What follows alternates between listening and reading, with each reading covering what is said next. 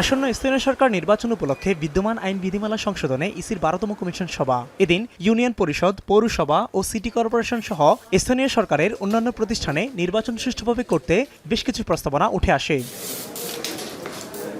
বৈঠকে বিদ্যমান আইনে আইন প্রয়োগকারী সংস্থার সংজ্ঞায় সশস্ত্র বাহিনীকে যুক্ত করার বিষয়ে সিদ্ধান্ত হয়। এমপিওভুক্ত প্রতিষ্ঠানের শিক্ষকদের নির্বাচনের সুযোগ না রাখা, ঋণ খেলাপি ও বন্ধকদাতাদের বিষয়ে কঠোর হওয়ার আভাস দেওয়া হয়। সেই সাথে দ্বৈত নাগরিকত্ব রয়েছে এমন কারো নির্বাচনে অংশগ্রহণের সুযোগ না দেওয়ার বিষয়ে সুপারিশ করা হয়।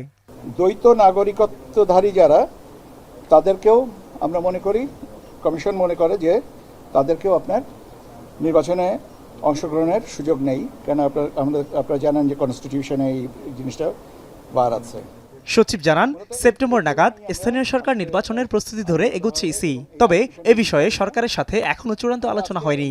72 ঘন্টা ময়েশ্চার লক সমৃদ্ধ লিলি হুইপড শিয়া মিস্টিক গ্লোয়িং বডি ওয়াশ। শিয়া বাটারের গুডনেস স্কিন রিপেয়ার করে রাখে সফট ও গ্লোয়িং, ছড়িয়ে দেয় লং লাস্টিং ফ্রেগন্যান্স।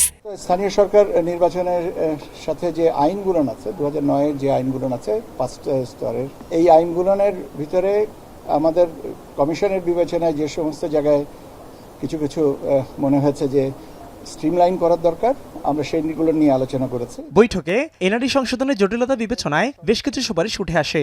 মাঠ পর্যায়ে এনআরডি সংশোধনে পাবলিক পরীক্ষার সার্টিফিকেট প্রমাণপত্র হিসাবে ধরা হবে।